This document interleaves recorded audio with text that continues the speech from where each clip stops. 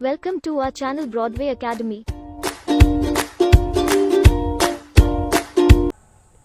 Hello दोस्तों, मैं दीपक यादव एक बार फिर आप सभी का ब्रॉडवे एकेडमी के यूट्यूब चैनल पर स्वागत करता हूं। आइए शुरू करते हैं अपना आज का हिंदी का सेशन। आज हमें जो पढ़ना है वो व्यंजनों का वर्गीकरण पढ़ना है। क्या पढ़ना है?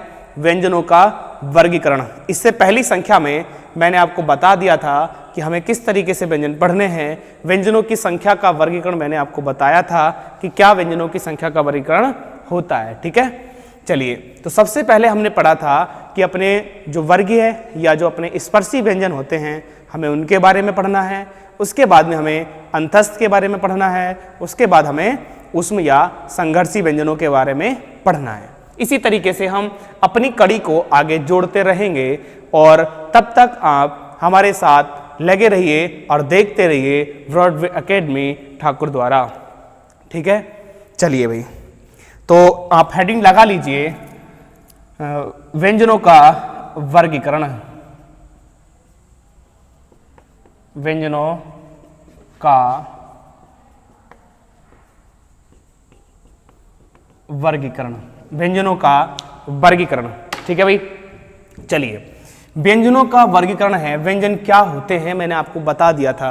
व्यंजन एक प्रकार के वर्ण होते हैं जिनको लिखने के लिए, जिनको बोलने के लिए स्वरों की सहायता ली जाती है। ठीक है, दूसरा इसकी और परिभाषा पढ़ी थी कि भी इनके उच्चारण में विभिन्न प्रकार का अवरोध होता है। वायु मुख में किसी न किसी भाग में मतलब रुक करके आती है। ठीक है, चलिए, तो हम इसमें जो अपने व्यंजनों का वर्गीकरण पढ़ेंगे तो उसमें हम जो सबसे पहले पढ़ने वाले हैं तो वो हम पढ़ने वाले हैं स्पर्शी व्यंजन। क्या पढ़ेंगे? स्पर्शी या वर्गीय व्यंजन हम पढ़ेंगे। ठीक है भाई, स्पर्शी या वर्गीय व्यंजन हम पढ़ने वाले हैं। देखिए भाई, क्या है स्पर्शी और वर्गीय व्यंजनों की कहानी, तो आज हम सुनेंगे इसके बारे में पूरी जानकारी, है ना। देखिए, स्पर्शी जो शब्द है वो कैसे बना है। देखिए, आप शब्द को अगर तोड़ तोड़ के अगर आपने देख लिया ना तो आपको परिभाषा की जरूरत ही नहीं बचेगी। स्पर्शी जो शब्द बना है वो आपका स्पर्श, ठीक है, किससे बना है? स्पर्श से बना है। स्पर्श, और इसमें क्या लगा है आपका? ये ई लगा है। ठीक है, स्पर्श प्लस क्या है? ई। अगर आप जाने, स्पर्श का मतलब होता है छूना या टच होना, और ई मतलब हो गया करने वाले। ई हो गया मतलब करने वाले। ई जो है वो अरबी फारसी का संबंध कारक का एक प्रत्यय है। संबंध कारक का एक प्रत्यय है जो किसी स्थान विशेष से संबंधित होता है। किससे संबंधित होता है? किसी स्थान विशेष से संबंधित होता है। कैसे?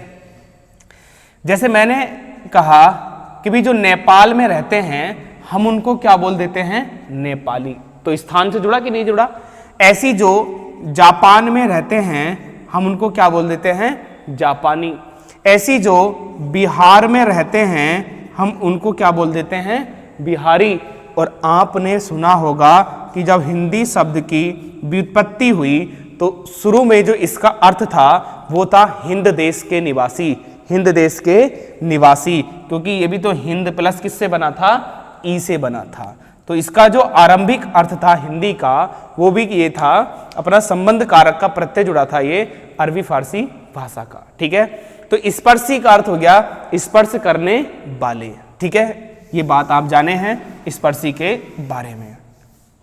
इसके बाद जानते भी वर्गीय क्या होता है। तो वर्गीय क्या होता है? ये भी अपना क्या है? स्पर्शी जो है, अगर आप देखेंगे तो ये भी आपके क्या है? विशेषण है। स्पर्शी भी क्या है? एक विशेषण है, क्योंकि स्पर्शी व्यंजन, व्यंजन होगी आपकी संज्ञा और स्पर्शी आपका हो गया विशेषण। ऐसी वर्गीय, ऐसी ये जो वर्गीय है ये भी आपका विशेषण है और इसमें आपका ईय प्रत्यय लगा है। क्या लगा है? ईय प्रत्यय। तो हम जान सकते हैं वर्ग प्लस किससे बना है? ईय से बना है। वर्ग प्लस किससे बना है?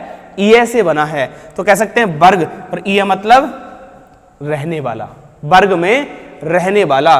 तो वर्ग में रहने वाला जो व्यंजन होते हैं उन्हें हम क्या कहते हैं? वर्गीय व्यंजन कहते हैं। ये तो इन शब्दों के बारे में। इसकी परिभाषा जानते हैं। परिभाषा क्या बनेगी, कैसे बनेगी? स्पर्शी या वर्गीय कोई अलग बात नहीं है, दोनों एक ही हैं। ठीक है, परिभाषा लिख लीजिएगा। जिन व्यंजनों का उच्चारण करते समय वायु फेफड़ों से निकलकर मुख के किसी विशेष भाग से स्पर्श करने के बाद बाहर निकलती है, उन्हें स्पर्शी व्यंजन कहा जाता है। ठीक है, इन्हें वर्ग में बांटकर पढ़ा जाता है, इसलिए इन्हें वर्गीय व्यंजन भी कहा जाता है। इसलिए इन्हें क्या कहा जाता है? वर्गीय व्यंजन भी कहा जाता है। वर्गों की संख्या 5 होती है, प्रत्येक वर्ग में 5 व्यंजन होते हैं और जो वर्ग का पहला व्यंजन होता है उसी के वर्ग के नाम से जाना जाता है। ठीक है, जैसे कि कै जो है वो वर्ग का पहला व्यंजन है, इसलिए उसको हम रखेंगे कै वर्ग में रखेंगे। ठीक है, ये मुख के किसी विशेष भाग से स्पर्श करते हैं, तो वो विशेष भाग कितने हैं? तो वो विशेष भाग हैं अपने 5 ही वर्ग हैं। मैं उनको लिख देता हूं एक क्रम में, आप उसको नोट कर लीजिएगा। तो वो स्थान कौन से हैं? तो पहला जो स्थान है वो कंठ है। पहला स्थान क्या है आपका? कंठ है। तो जो कंठ से उच्चरित होंगे वो कंठिया कहलाएंगे, तो पहला स्थान कंठ हुआ। अगर उसके बाद देखेंगे तो दूसरा जो स्थान आता है तो वो तालु आता है। कौन सा आता है? तालु आता है। ये कै वर्ग से संबंधित है, ये च वर्ग से संबंधित है। कै च ट। अब क्या कौन सा वर्ग आएगा? ट वर्ग। और ट वर्ग का जो उच्चारण स्थान होता है वो मूर्धा होता है। वो क्या होता है? मूर्धा होता है। उसके बाद अगर आप देख रहे होंगे तो आपका क्या आएगा? ट वर्ग आएगा। और जो आपका त वर्ग है तो उसका जो उच्चारण स्थान है तो वो कहां से आते हैं? दांत मतलब दंती है। उसके बाद अगर आप देख रहे होंगे तो लास्ट अपना आता है कौन? ओष्ठ मतलब अपने होठ। ओष्ठ मतलब अपने होठ। तो ये कंठ, तालु, मूर्धा, दांत और अपने क्या हो गए? ओष्ठ। कंठ से सब परिचित हैं। ये कंठ होता है जो गले वाला भाग होता है, जहां से साउंड निकल के आता है वो कंठ होता है। ये जो तालु है, तालु क्या होता है? तो जो तालु है, ऊपरी जो छत है मुख की, उसका जो पिछला हिस्सा है हम उसे तालु बोलते हैं, जहां पर जीभ पीछे की तरफ खिंचती है। मूर्धा क्या है? तो जो ऊपरी छत है, ऊपरी छत का जो अगला हिस्सा है उसे हम मूर्धा बोलते हैं। दांत, ये रे दांत, सही है? दांत, ये है दांत, जानते सभी? ठीक है, ठीक। उसके बाद अगर आप बात करेंगे, दांत ये हैं, और दांत जानते सब, ओष्ठ ये हैं। ठीक है, ओष्ठ ये रहे। ठीक है, तो ये इसका क्रम आप बिल्कुल याद रखेंगे इसी तरीके से। ठीक है, कभी कभी इनका क्रम पूछ लेता है। इस क्रम को हमें इनाम देना है KTM2। ठीक है भाई, क्या देना है? KTM2। ये याद रखने की ट्रिक हो गई। K से कंठ, T से तालु, M से मूर्धा, D से दांत, O से ओष्ठ। O से ओष्ठ। तो क्या हो जाएगा? ये अपनी याद करने की एक ट्रिक हो जाएगी। KTM2, KTM बाइक और 2 मतलब हमें 2, इस तरीके से। तो KTM2, तो ये हमें यह याद करने की ट्रिक हो जाएगी कि अपने इनका जो उच्चारण स्थान है वो हम कैसे याद रखेंगे। अब अगर बात करेंगे तो ये अपना कौन सा वर्ग होगा? तो ये अपना कै वर्ग होगा। यहाँ की अगर बात करेंगे तो ये अपना च वर्ग होगा। और यहाँ की अगर बात करेंगे तो ये अपना ट वर्ग होगा। और यहाँ की अगर बात करेंगे तो ये अपना त वर्ग होगा।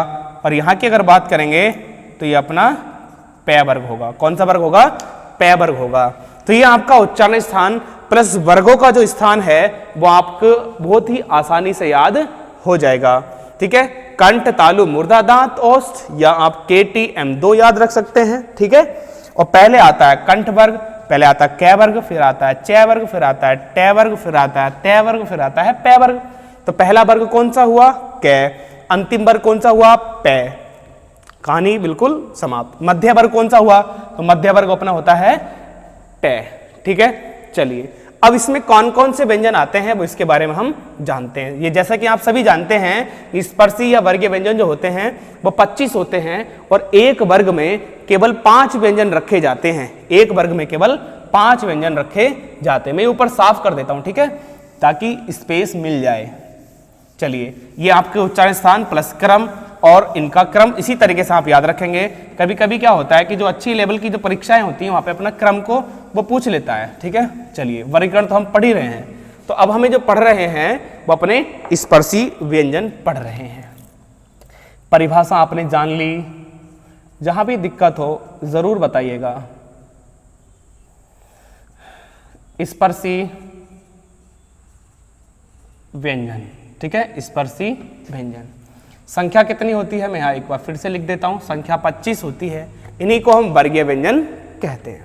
मेरे साथ नोट करिएगा, जैसे कि पहले जो आने वाले हैं वो अपने कै वर्ग आएगा। कौन सा वर्ग आएगा, कै वर्ग होगा, ठीक है। तो कै वर्ग में कौन कौन से व्यंजन होंगे, तो आपका कै, खे, गे, ठीक है, कै, खे, गे और घे और ये अड़े। देखो बिंदी साइड में लगती है, इस पे ध्यान देना, साइड में लगती है। उसके बाद में कै के बाद में आएगा आपका चै वर्ग। कौन सा आएगा, चै वर्ग आएगा, ठीक है।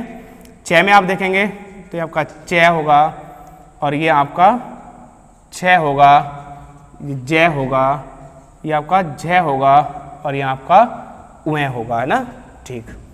कै चै के बाद में टै वर्ग आएगा। तो टै वर्ग को अगर आप देखेंगे तो ये टै होगा, ये ठै होगा, टै ठै, ये आपका डै होगा, ये ढै होगा और ये अणय होगा, ठीक है। चलिए कै चै टै, फिर आएगा आपका तै वर्ग। कौन सा आएगा, तै वर्ग आएगा, ठीक है। तै को देखेंगे तो आपका ये तै होगा और तै के बाद में आपका ये तै थे होगा, फिर ये आपका दै होगा, ये धै होगा और ये नै होगा, ठीक है। उसके बाद देख रहे होंगे तो आपका पै वर्ग आएगा। कौन सा वर्ग आएगा, पै वर्ग आएगा। ये आपका पै होगा, ये आपका फै होगा, पै फै, ठीक है, पै फै, पै फै। उसके बाद में बै आएगा, उसके बाद में भै आएगा, ठीक है। उसके बाद क्या आएगा, भै, पै फै बै भै और लास्ट में मैं होगा। लास्ट में क्या होगा, मैं होगा, ठीक। तो ये अपने जो चार्ट हुआ वो किसका हुआ, अपने स्पर्शी या वर्गीय व्यंजनों का चार्ट हुआ। ध्यान से देखिएगा, इनके मैं लिखता हूं कोड। देखिए ऊपर की तरफ मैं कोड लिख देता हूं। कोड आपको याद रखने हैं भैया। मैं यहाँ लिखता हूं CODE कोड, ठीक है। इसका 1, इसका 2, इसका 3, इसका 4 और इसका 5।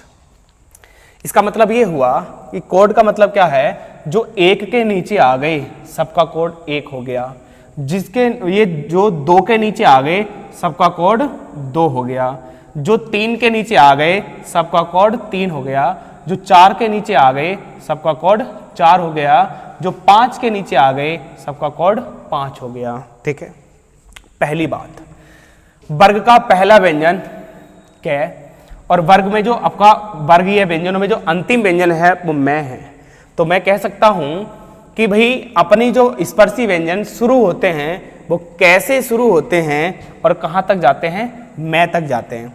आप इनके क्रम को जरूर देख लीजिएगा, क्योंकि आपको क्रम की जरूरत पड़ेगी जब आप हिंदी भाषा का शब्दकोश पढ़ेंगे, ठीक है। जब आप हिंदी भाषा का शब्दकोश पढ़ेंगे तो वहां पर आपके इसके क्रम की जरूरत पड़ेगी, बिल्कुल पक्का जरूरत आपको पड़ेगी, ठीक है। जल्दी से बता दीजिए यहां तक की कहानी आपको समझ आई या नहीं आई। ये वर्ग के पहले व्यंजन हो गए, ये वर्ग के दूसरे, ये वर्ग के तीसरे, ये वर्ग के चौथे, ये वर्ग के पांचवे। 1 2 3 4 5 सब किस वर्ग में है, ये जल्दी से बोल दो, किस वर्ग में है ये, कै वर्ग में। तो सभी का जो उच्चारण स्थान हो जाएगा, इन सब का जो उच्चारण स्थान हो जाएगा तो इनका उच्चारण हो जाएगा, आप देख रहे होंगे तो यहां पर आपका आएगा, देखो क्या भाई, के, यहां पर आएगा टी, यहां पर आएगा एम, के टी एम, यहां पे डी आएगा और यहां पे आ जाएगा 2, तो मतलब के टी एम 2, ये कहानी बन गई। तो के मतलब जो अपने जो कै वर्ग है वो कंठीय हो जाएगा, जो चै वर्ग है वो तालव्य हो जाएगा और जो आपका टै वर्ग है वो मूर्धन्य हो जाएगा, जो तै वर्ग है वो आपका दंतीय हो जाएगा, जो पै वर्ग है वो आपका औष्ठ्य हो जाएगा। यहां तक कहानी खत्म हुई। चलिए ये कहानी मैं साफ कर देता हूं, आपको याद रखनी है, ये तो एक लॉजिक है बस, बाकी कुछ नहीं है। चलिए अब देखिए, आप जैसे कि आपने कहाँ पढ़ा था, आपने व्यंजनों में पढ़ा था, किसमें पढ़ा, सॉरी व्यंजनों नहीं, स्वरों में, आपने स्वरों में पढ़ा था कि अनुनासिक और निर्नुनासिक दो प्रकार के आपने व्यंजन देखे थे। यहां पर भी अगर आप देखेंगे तो जो प्रत्येक वर्ग का जो पंचम व्यंजन होता है, प्रत्येक वर्ग का जो आपका ये पंचम व्यंजन होता है, ये वाला, ठीक है ना, तो प्रत्येक वर्ग का जो पंचम व्यंजन होता है वो आपका अनुनासिक होता है। कैसा होता है? वो आपका अनुनासिक होता है। ठीक है भाई, तो हम इसको लिख सकते हैं कि ये कैसे होते हैं, 5 के 5 अनुनासिक होते हैं, अनुनासिक, या हम इसको कह सकते हैं ये अपने नासिकीय व्यंजन होते हैं। बोलो यहां तक की बात समझ में आई? अनुनासिक या नासिकीय होते हैं। हम कह सकते हैं कि अनुनासिक या नासिकीय व्यंजन वे होते हैं जिनके उच्चारण में वायु मुख तथा नासिका द्वार से बाहर निकलती है, उन्हें हम क्या कहते हैं? अनुनासिक या नासिकीय कहते हैं। ये व्यंजनों की श्रेणी में आते हैं, इसलिए इनको क्या बोलेंगे? व्यंजन बोलेंगे। ठीक है, आपको मैंने एक पॉइंट बताया था कि हम प्रत्येक वर्ग के पंचम वर्ण के स्थान पर अनुस्वार लगा सकते हैं, ऐसा सुझाव श्याम सुंदर दास ने दिया था। तो वो अब इसमें रीजन आपका आ जाएगा, इसलिए क्योंकि ये भी अनुनासिक है और वो भी किस में आता था? आपका अनुनासिक की श्रेणी में आता था। तो अनुनासिक या नासिक के व्यंजन कितने हैं? आपसे जब भी पूछेगा तो आप आंसर क्या दे रहे होंगे? 5 दे रहे होंगे। ठीक है, अगली कहानी सुनिए क्या है। ये जो मैंने 3 राउंड कर दिए, ध्यान से देखिएगा, बिल्कुल ध्यान से, जो मैंने तीनों राउंड कर दिए, तो यहां से आप पढ़ते आते थे कि कै कबूतर, खे खरगोश, गै गमला, गह घड़ी और अणा खाली। तो यहां भी अणा खाली होता है, यहां भी अणा खाली होता है, यहां भी अणा खाली होता है। क्यों होता है अणा खाली? क्योंकि इनसे कोई शब्द नहीं बनता, इनसे कोई भी शब्द नहीं बनता। ठीक है, तीनों को लिख देता हूं सॉरी एक साथ, इनसे शब्द नहीं बनता है, इनसे मतलब किसी भी शब्द की शुरुआत नहीं होती है, इसलिए इन तीनों का स्थान अपने शब्दकोश में नहीं है। जब हम शब्दकोश पढ़ेंगे तो वहां पर हम इसकी स्थिति को बड़े आराम से समझ रहे होंगे। मतलब ये जो तीनों हैं किसी भी शब्द के शुरू में नहीं आते। तो कौन कौन से आते हैं? तो आने वाले व्यंजन कौन से हैं? वो ये दोनों व्यंजन न और ये शब्दकोश में आते हैं। ये न और मैं दोनों शब्दकोश में आते हैं। क्यों? क्योंकि देखा, आप देखते हैं न से नल पढ़ते हैं और मैं से मछली पढ़ते हैं। तो ये कहानी थी अपनी किसकी? स्पर्शी व्यंजनों की। क्रम बिल्कुल आपको याद रखना है। ठीक है, जल्दी से बता दीजिए अगर आपको बिल्कुल यहां तक कोई दिक्कत हो तो मैं आपको जरूर बताऊंगा, है ना। ऐसे होगी नहीं क्योंकि मैंने इतने स्लो और बड़े आराम से पढ़ाया है। वर्ग आपको याद रखने हैं, कौन सा किस वर्ग का है ये आपको याद रखना है, क्योंकि ये आपको संधि में बहुत ही मदद करने वाले हैं। तो ये अपने स्पर्शी व्यंजनों के बारे में मैंने आपको बता दिया। इनका उच्चारण स्थान हमने जान लिया, सही है, इनका उच्चारण स्थान हमने जान लिया है।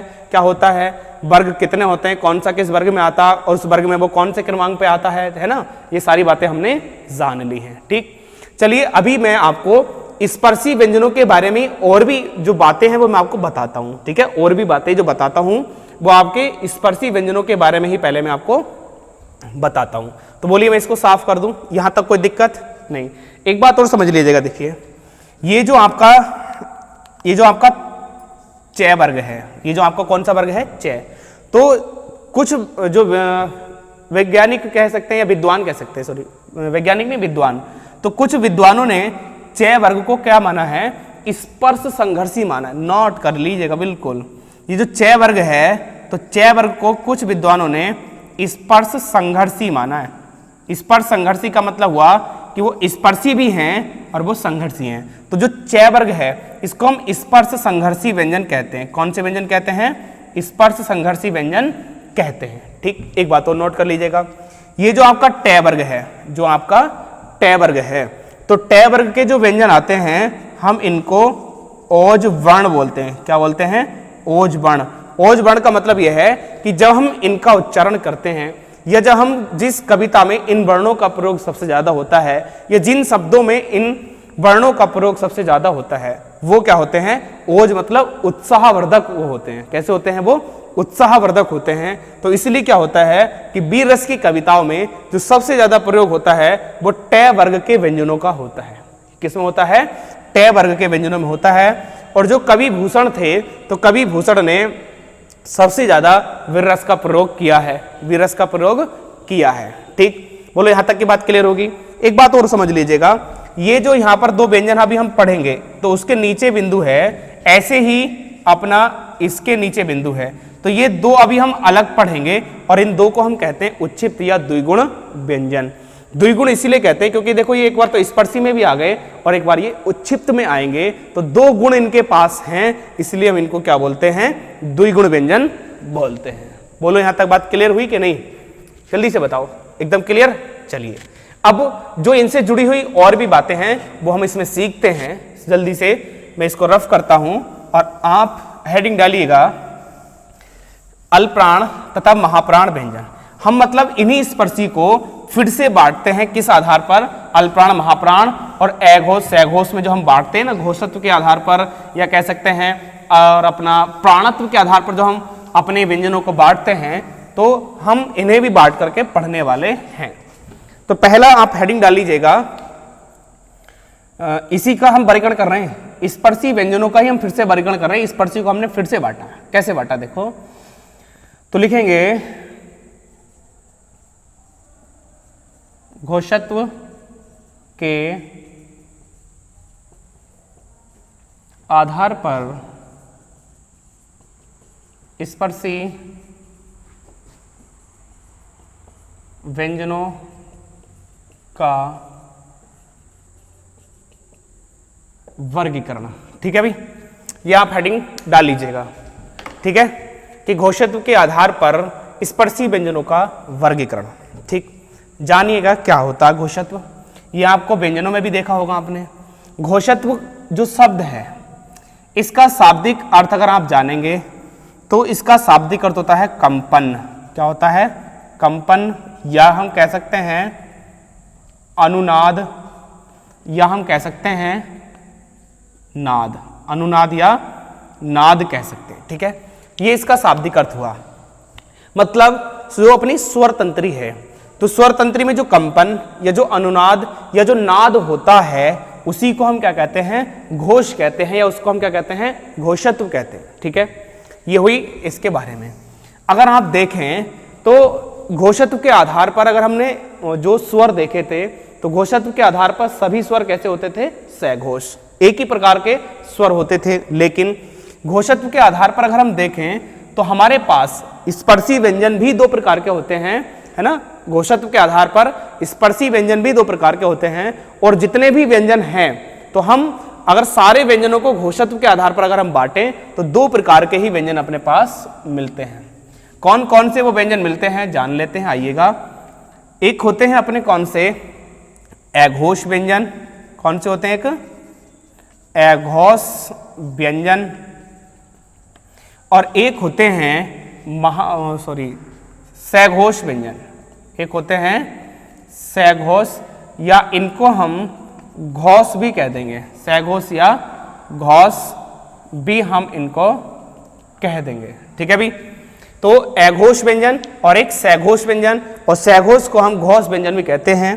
इस नाम को बहुत ज्यादा देता है, इसलिए आप ध्यान से देखिएगा, जो सघोष है वही घोष है। आइए, घोष का अर्थ होता है कंपन या अनुनाद, और ए का मतलब होता है नहीं।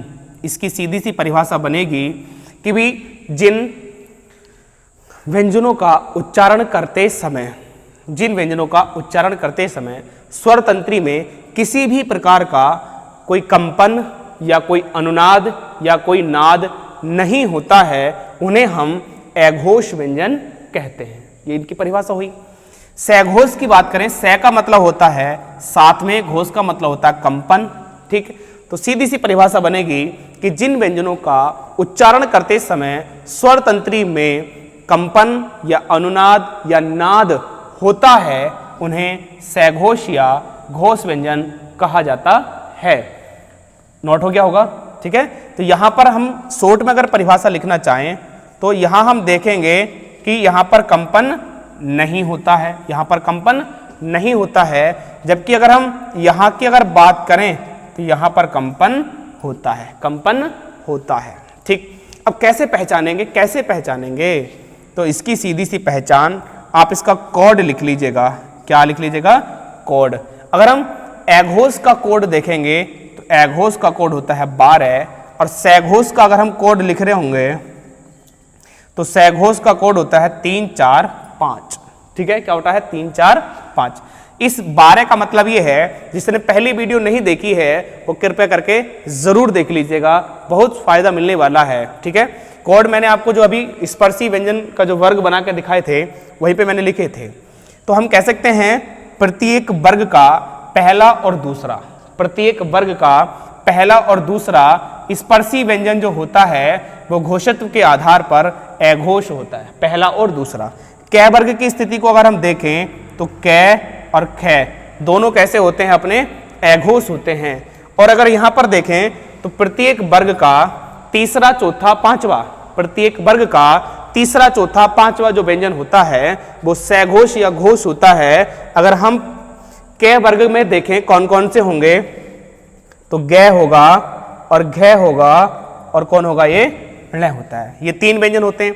तो हम कह सकते हैं ये जो है अपने एघोष प्रत्येक वर्ग में 2 मिलेंगे और ये वाले जो हैं सैघोष ये प्रत्येक वर्ग में 3 मिलेंगे। तो हम ये कह सकते हैं, क्या कह सकते हैं? हम ये भी कह सकते हैं कि अगर हम वर्गीय व्यंजनों को 2 भागों में बांटें कि कितने एघोष और कितने सैघोष होते हैं।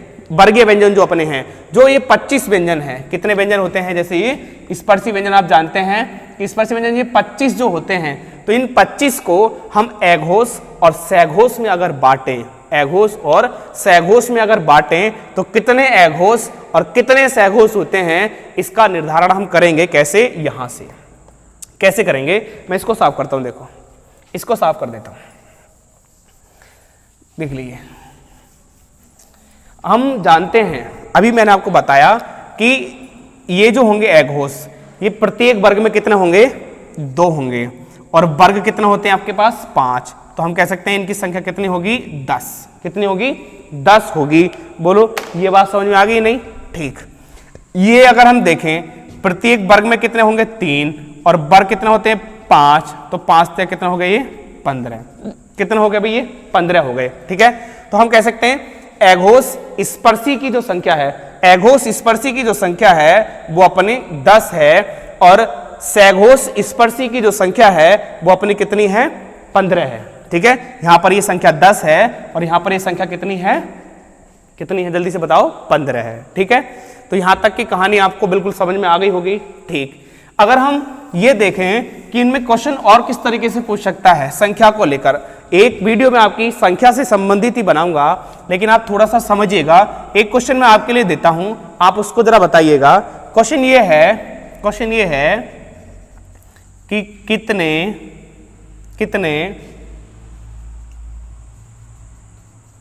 एघोष, कितने एघोष स्पर्शी कंठीय व्यंजन होते हैं। ठीक है भाई, क्वेश्चन बड़ा आसान है। कितने एघोष स्पर्शी कंठीय व्यंजन होते हैं? ठीक है, ये आपको बताना है। कितने व्यंजन ऐसे हैं, कितने व्यंजन ऐसे हैं जो एघोष हों, जो स्पर्शी हों, जो कंठीय हों और वो व्यंजन हो? ऐसे कितने होते हैं? तो इसका पता कैसे लगाएं? तो कभी आप एघोष की संख्या नहीं बताइएगा, ना कभी आप स्पर्शी की संख्या बताइएगा, ना कभी आप कंठीय की संख्या बताइएगा। इसकी संख्या मैं आपको बताता हूं। जैसे कि इसका मतलब क्या हुआ कि प्रत्येक वर्ग का पहला और दूसरा, प्रत्येक वर्ग का पहला और दूसरा। स्पर्शी में जाओगे तो स्पर्शी का मतलब कि प्रत्येक वर्ग का पहला और दूसरा। जो स्पर्शी है वो वर्गीय है, तो कह सकते हैं कि प्रत्येक वर्ग का पहला और दूसरा। यहां तक बात समझ में आई। और कंठीय, वो कंठीय होना चाहिए। क्या होना चाहिए? वो कंठीय होना चाहिए। और कंठीय का सीधा सा मतलब है कि वो कै वर्ग में होना चाहिए। किस में होना चाहिए? कै वर्ग में। तो कै वर्ग के हम कह सकते हैं कि भैया जो कै वर्ग के जो 12 है तो वो अपना क्या होगा इसका आंसर। और 1 और 2 ये अपने बने यहाँ पर 2 आंसर। क्या आंसर हो जाएगा इसका?